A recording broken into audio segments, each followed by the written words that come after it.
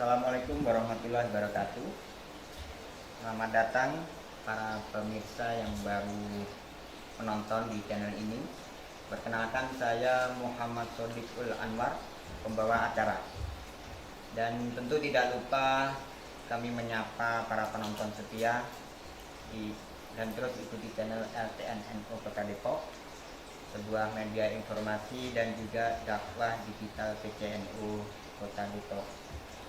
Baik, pada kesempatan kali ini kami akan membahas tentang jual beli online dengan prinsip ajaran agama Islam. Dan di sini hadir mu'alim kita, Dr. Muhammad Yusuf Hidayat, dan nanti kita akan mengulas berbagai banyak hal, tentu dengan landasan peristiwa dan juga beberapa fenomena yang ada. Baik, untuk selanjutnya saya akan sapa dulu. Assalamualaikum, Yai. Waalaikumsalam warahmatullahi wabarakatuh. Sehat, Yai? Alhamdulillah ya. Baik, Yai, ini langsung saja berkaitan dengan fenomena jual beli online. Ini banyak sekali terjadi adanya kerugian baik dari si penjual maupun pembeli. Seringkali ya kita ketika dengan jual beli online kita mengandalkan gambar ya, gambar. Terus agar dengan prinsip ajaran Islam, agar baik si penjual ataupun pembeli tidak merasa ada yang dirugikan, sebenarnya apa aja sih kaidah-kaidahnya? Jadi gini, kita nggak boleh keluar dari apa yang diajarkan dalam ekonomi syariah. Ya. Bahwa ada yang namanya prinsip khiyar. Nah ini yang kadang-kadang orang Islam, kaum muslimin tidak mengindahkan itu. Dalam prinsip khiyar itu ada namanya khiyar syarat, Ya. khiyar aib, khiyar majlis. Sebenarnya mau bisnis apa, kayak mau kontan, mau online, nggak ada masalah. Selama menggunakan prinsip-prinsip khiyar, oke aja. Bab umpama barang yang kita terima ternyata tidak sesuai dengan yang kita harapkan, katakan rusak dan sebagainya. Kemudian pihak perusahaan tetap mewajibkan kita untuk bayar. Ini kan udah zalim namanya kan. Itu ada yang namanya khiyar aib. Kalau barang itu ternyata rusak atau barang itu nggak sesuai pesanan, itu kan bisa kita kembalikan. Jadi menurut saya selama prinsip khiyar itu dijalankan, insya Allah ya kita sebagai konsumen tidak akan ditipu. Gitu. Baik. Untuk pengertian dari khiyar sendiri apa? Biar dari pemirsa juga memahami tentang definisi itu. Gini, kita juga sebagai konsumen harus cerdas. Oke. Kemudian harus teliti sebelum membeli. Jadi jangan tertipu dengan iklan. Tapi memang itulah taktiknya perusahaan. Oke aja. Tapi kita dituntut sebagai konsumen yang cerdas untuk tidak mudah terbawa oleh alur keinginan mereka. Nah sekali lagi saya berharap kalau kita mau melakukan transaksi online, kita dituntut cerdas. Jangan baik kita kemakan sama iklan. Ini kadang-kadang iklannya beda dengan apa barang yang kita beli, dan saya ngalamin itu. Iklannya tas cakep, harganya lumayan, saya beli, saya jajal gitu kan, ternyata barangnya nggak sesuai dengan iklan. Atau boleh jadi itu iklan orang barat kemudian diambil, diadopsi untuk mengiklankan barang yang sebenarnya dia pengen nipu gitu kan. Saya ngalamin 3 kali itu. Saya nggak perlu sebut perusahaan mana. Yang jelas begitu saya beli barang ternyata nggak sesuai dengan iklan, dan saya protes, nggak dijawab lewat WA. Padahal waktu saya pesan kan dialihkan ke WA tuh ya. Begitu saya, ini kok beda dengan iklan, dia nggak jawab itu. Nggak, itu kejadiannya itu udah dibayar atau Nah ini jadi kan begini, saya sebenarnya lagi tes gitu kan, ada mahasiswi saya, maaf, di IIKI ya, Institut Ilmu Al-Quran. Saat itu saya masih di Ketua Prodi di IIKI Ekonomi Syariah. Terus ini mahasiswa saya bikin tesis ya, ngangkat tentang bisnis online, Iya, iya. yang ngomong lah di tasir bla bla bla gitu. Saya coba gitu kan, saya menjadi anu lah, ya apa sih namanya, jajal, coba gitu. Saya beli nih dari yang iklannya bagus, saya beli. Yang penting bagi saya nggak terlalu mahal gitu lah, masih wajar lah. Iya, iya. Di bank 200, 300. Dan saya ditransfer dulu, ya nggak apa-apa, saya ikutin, pengen tahu gitu kan. Setelah saya beli barangnya nggak pas. Mungkin kalau harganya itu 300, kalau di pasar mungkin 25.000 gitu. Terus yang kedua, alat pancing. Iklannya hebat. Begitu saya beli, nggak taunya, ya kalau kita bikin sendiri mungkin bisa gitu kan. Dua tuh. Dan satu lagi kalau nggak salah, apa itu ya? Tas, alat pancing, udah lama sih ya. Jadi pokoknya begitu saya lihat barangnya nggak sesuai dengan iklan. Nah makanya akhir itu sebagai apa? Buat bahan pertanyaan saya, buat mahasiswa yang saya uji nanti. Ya. Ini loh saya punya kasus 3, saya dibohongin gitu. Jadi saya mencoba untuk jadi orang yang dibohongin lah gitu. Iya. Tapi ini kan jadi fakta namanya kan. Kita bicara kalau nggak fakta gimana? Kalau kita bilang misalnya online itu pembohong, faktanya mana? Ini saya udah dibohongin. Nah akhirnya saya saat itu arahkan, ya tetap mau bisnis apapun harus dengan prinsip khiyar tadi. Iya, iya. Kan prinsip ekonomi Islam sederhana sebenarnya kan. La tadlimuna wa la tudlamun. Jangan kalian berbuat zalim, jangan juga dizalimi. La doror wa la diror. Kan gitu. Iya. Jangan bahaya buat diri, jangan juga buat membahayakan orang lain. Iya. Nah itu, kalau itu dijalankan oleh kita, insya Allah kita bukan menjadi korban penipuan. Baik, Kiai, ini proses transaksi jual beli kan ada beberapa syarat penting di Islam. Ya salah satunya balik, terus tapak muka, ada barang, terus ada uang. Lah kembali ke online nih, kan ada beberapa cara untuk proses pembayaran. Ada kalau Kiai tadi yang sempat tertipu kan transfer dulu nih, tapi barang belum nyampe. Tapi ini ada juga yang konsep COD, di bahasa kerennya COD itu dari tempat ya, dari tempat. Nah, fenomena yang menarik ketika sang pembeli menerima dulu terus merobek barangnya tapi belum dibayar, begitu melihat tidak cocok si calon pembeli ngamuk. Di sisi lain yang diamuk justru bukan orang yang penjual tetapi kurirnya. Ini kan sistem kerja online ya. Nah, itu bagaimana tanggapan Kiai tentang? Pertama saya sarankan kepada kaum muslimin ya, kalau mau bisnis online pilih yang COD, bayar di tempat. Itu diantara untuk menghindari terjadinya boy-boror, jual beli mengandung unsur penipuan. Kalau kita nggak cocok kan bisa kita kembalikan. Itu pertamanya. Ya.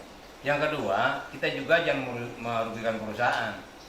Sebab sebelumnya ada perjanjian, kalau barang ternyata kita nggak jadi, terus tapi bungkusannya dirusak, itu kan ada perjanjian. Ya, Kita harus ganti apa? Ganti kerugian apa tadi, kado yang dirusak, ya, kemudian bungkusannya. ganti kerugian apa, bayar apa, Gojek atau apa, Kurirnya. kurir lah gitu ya. Saya nggak sebut ini ya. Silakan itu, bagi saya itu masih kategori wajar, rasional lah gitu. Ya. Bahkan tadi saya bilang bahwa ayat itu nggak berlaku hanya buat konsumen, buat perusahaan juga berlaku. La tadlimuna wa la tudlamun. Jangan kalian berbuat zalim, jangan jadi zalimi. Nah kalau umpama kita kemudian barang nggak cocok, kemudian kita beset, itu udah dibeset, jelas dong perusahaan rugi. Ya. Belum Udah gitu, lagi memarahin yang kurirnya nah lagi. udah gitu kurir itu nggak salah, dia juga kadang-kadang ya takutnya jadi beban kurir. Itulah kita harus bijak lah. Ya. Kita nggak jadi, oke, namanya katakan hiar aib ya. Ya. Ternyata barang yang kita beli nggak sesuai dengan iklan, anggap itu hiar aib. Tapi kita ada kewajiban, kenapa? Tadi kita udah merusak barang orang, jadi kita juga harus teliti membeli. Prinsip hiar jalankan, tapi juga jangan merugikan orang. Kita ini konsumen, jangan merugikan orang. Kasihan nanti kurir-kurir itu mengerjanya seperti itu. Kalau memang perusahaan yang kalau enggak kan dia nanti dibebankan itu. Berarti Ya. kita sudah merugikan orang lain. Jadi nggak apa-apa. Makanya biasanya suka ada perjanjian di awal. Ya. Kalau nggak jadi gimana? Kemudian kalau memang apa tadi bungkusnya dirobek, itu Dirobek. bagaimana? Dari situ kan ada perjanjian sebelumnya kan. Saya kira ini masih wajar. Jadi ini di luar dari barang yang kita beli. Baik. Jadi ini dua hal gitu ya. Ya, saya kira itu jalan. Jadi kita jangan juga merugikan orang lain. Boleh barangnya kita kembalikan, tapi kita punya kewajiban jangan merugikan orang. Karena nggak boleh kan merugikan orang itu. La doror wala diror. Oke. Ya. Siap, Kiai.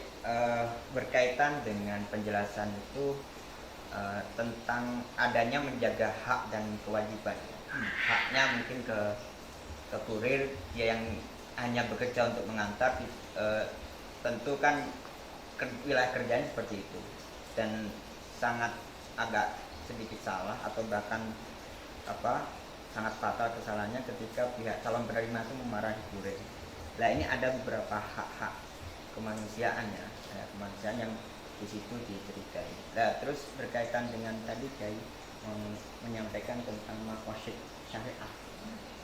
Sebenarnya tadi ada berkaitan dengan jual-jualan dan ada penjelasan tentang maqasid syariah.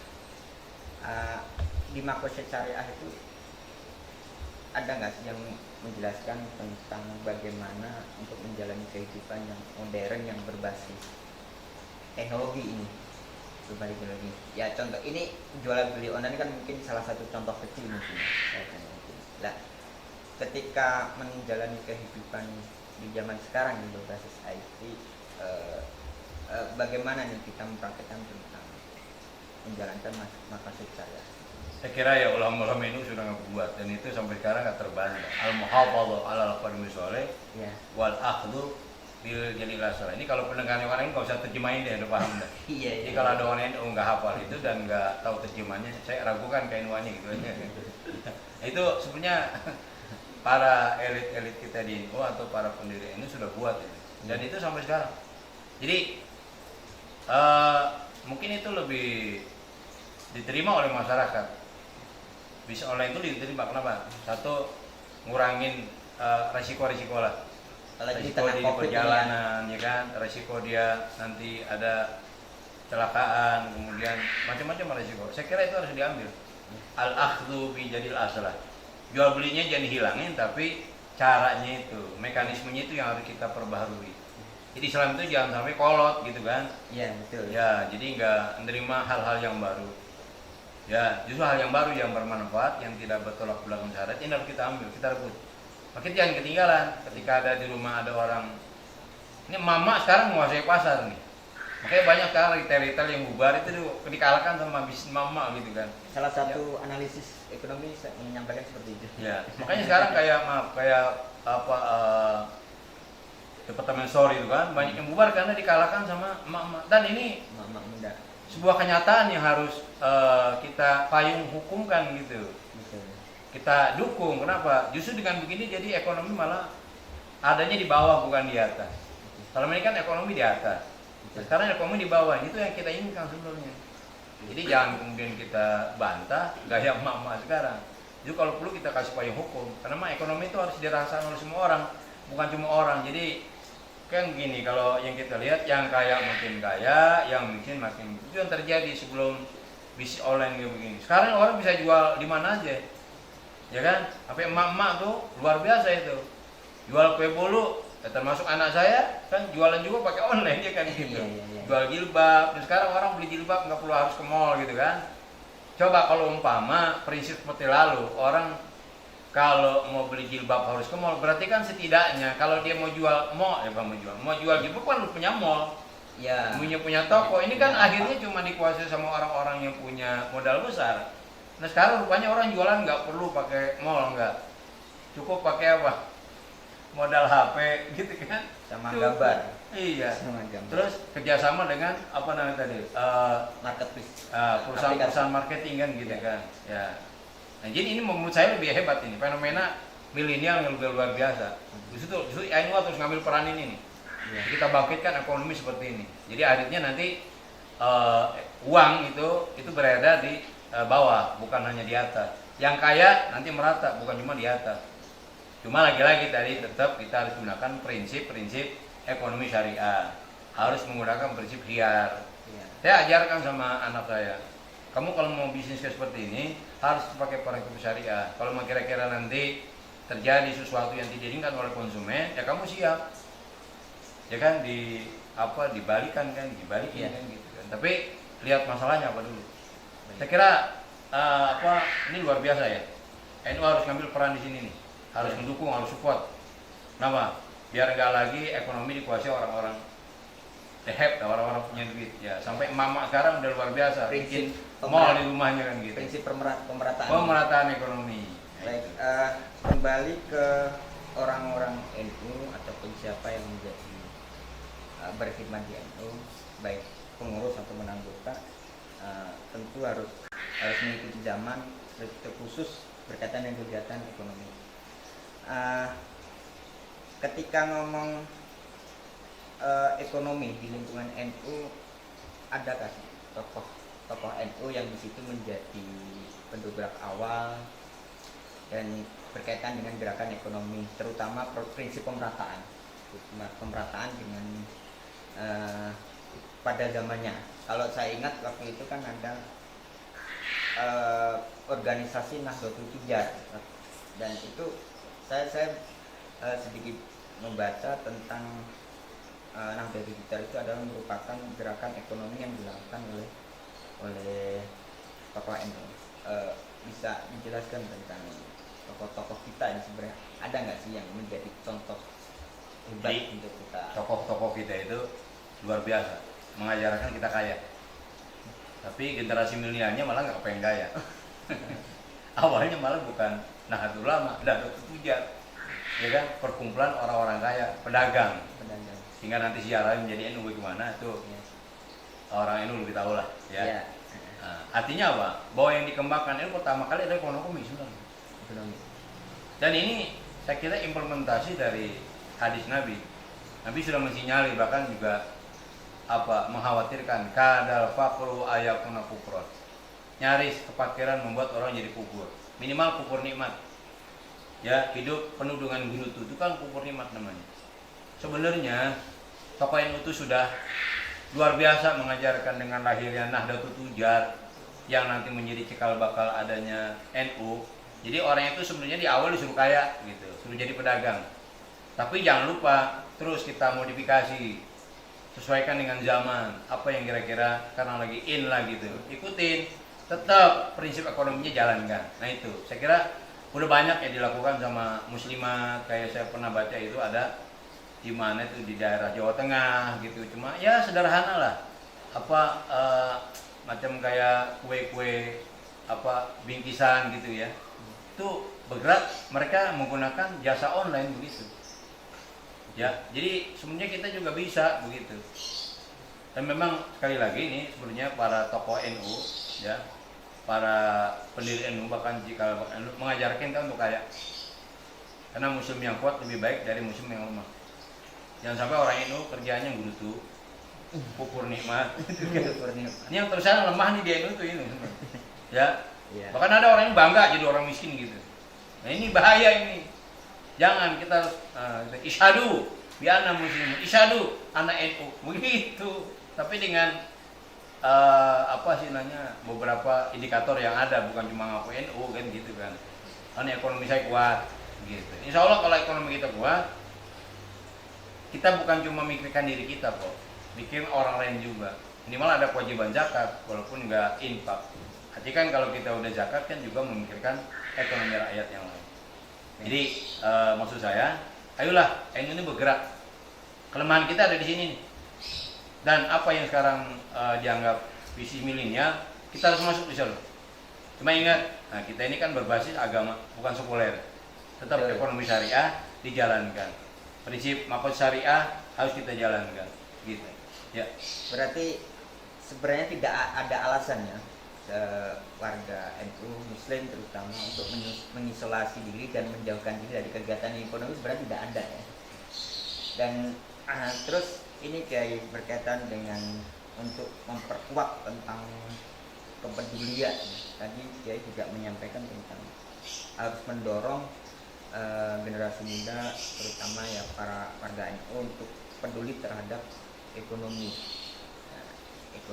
dan tadi juga menyampaikan banyak peluang, salah satunya jual beli online.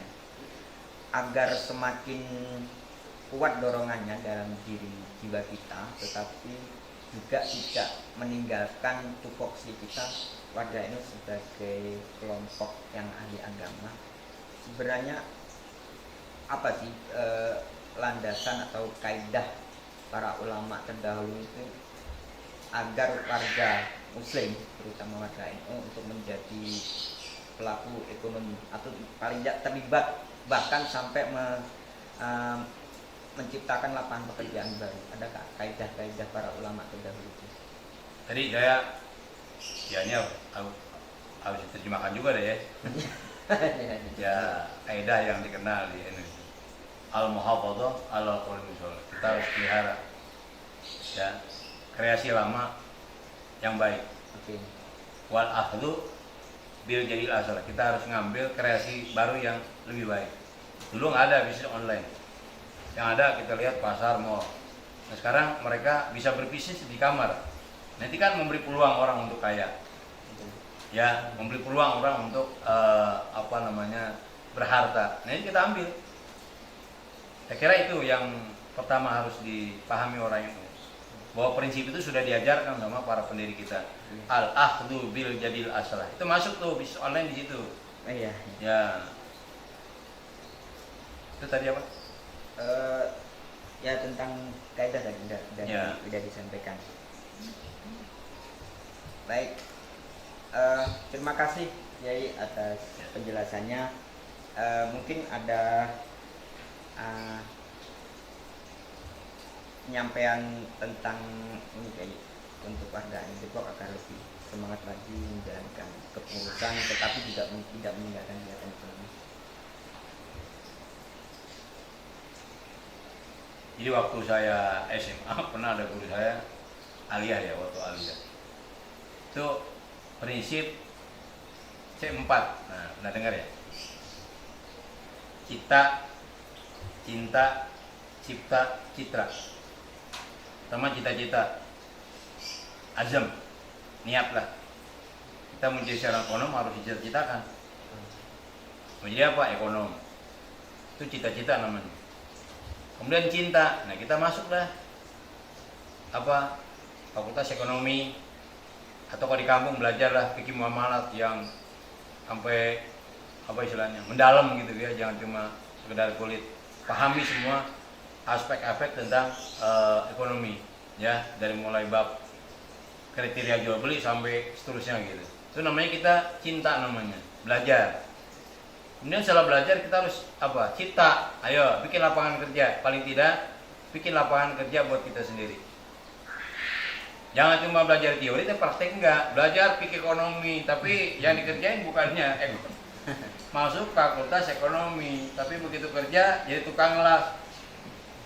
Ya kalau ya mungkin masih ada hubungan kalau tukang las kan Ya, gitu, masih ada unsur. banyak yang salah kamar kan gitu. Keren banget waktu kuliah masuk ekonomi syariah. Ya kan? Begitu pas ke kampung ya masih bagus kalau jadi praktisi kan gitu. Ini kadang-kadang salah kamar gitu. Jadi kalau memang udah cita-citanya menjadi seorang ekonom syariah, ya udah jalankan itu. Atau kita bikin kayak tadi lah lapangan kerja. Bagaimana kita membangkitkan diri kita masyarakat untuk berekonomi. Tapi jangan lupa, ini yang dilupakan orang nih. Yang keempat apa? Citra, jaga nama baik. Ya, kalau kita bisa online, supaya bisa kita dipercaya bagaimana? Ya. Jangan sampai ada unsur penipuan. Itu kan udah nggak menjaga citra. Kalau 4 ini jalankan, tapi ini ngulang waktu saya di aliyah lah ya. Kalau 4 ini dikerjakan, insya Allah Arema maju. Apa pertama tuh tadi? Katanya kita harus cita, kemudian cinta, cipta, citra. Nah ini, ya saya kira itulah barangkali. Yang kedua, ya jadilah konsumen yang cerdas. Kalau kita mau berbisnis dengan online, teliti sebelum membeli supaya tidak ada unsur penipuan. Saya kira sudah cukup ya. Ya. Ya. Terima kasih Yai. Baik pemirsa, dimanapun berada. Terima kasih sudah menonton video ini sampai akhir. Saya Sodiqul Anwar undur diri, dan salam ilmu untuk amal, sukses menuju kesolehan sosial dan spiritual. Salam. Assalamualaikum warahmatullahi wabarakatuh. Waalaikumsalam warahmatullahi wabarakatuh.